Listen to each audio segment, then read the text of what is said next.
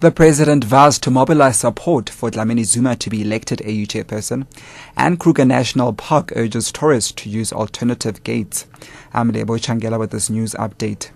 President Jacob Zuma has vowed to mobilize continental support to have Home Affairs Minister Nkosazana Dlamini Zuma elected new chairperson of the African Union Commission.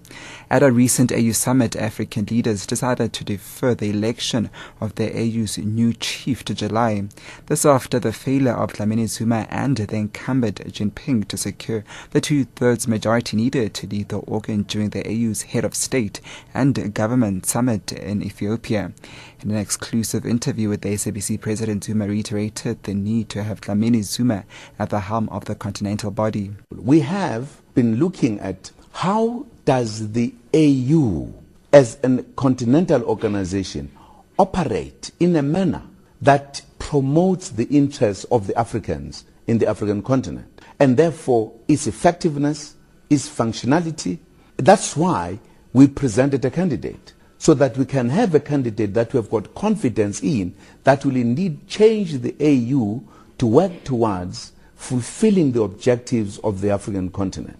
Kruger National Park authorities have warned tourists not to use the Numbi Gate when entering or leaving the park. Residents of Mahushu near Hazyview in Mpumalanga have been blockading the road between Hazyview and White River with burning tires and stones since yesterday, hampering travel through Numbi. The residents are demanding water and electricity from the Mbombela municipality.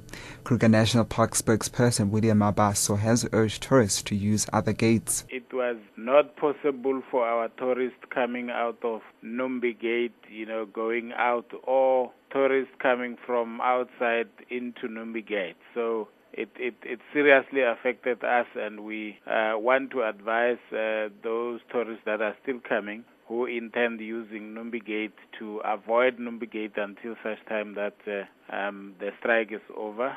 They can use Pabeni or Kruger Gate. 3 men accused of kidnapping and murdering German businessman Uwe Gembala are expected to appear in the Johannesburg Regional Court today. Gembala was a businessman who imported luxury cars for Slain Teaser's boss, Lolly Jackson. Gembala was reported missing on 17 February 2010 after arriving in South Africa. His body was found later that year in October. Edwin Ntidi reports. The 3 suspects are facing kidnapping and murder charges in connection with Gembela's death. Another suspect, Thabiso Mpie, is already serving a 20-year sentence for his involvement in the murder.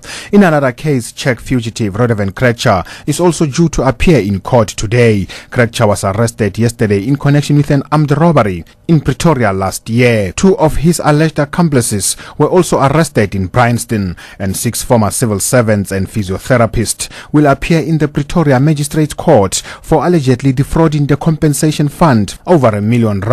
Edwin Ntidi, SABC News. And Trade and Industry Minister Rob Davies will travel to Turkey and Saudi Arabia this week, where he'll co-chair the second session of the Turkey-South Africa Joint Economic Commission.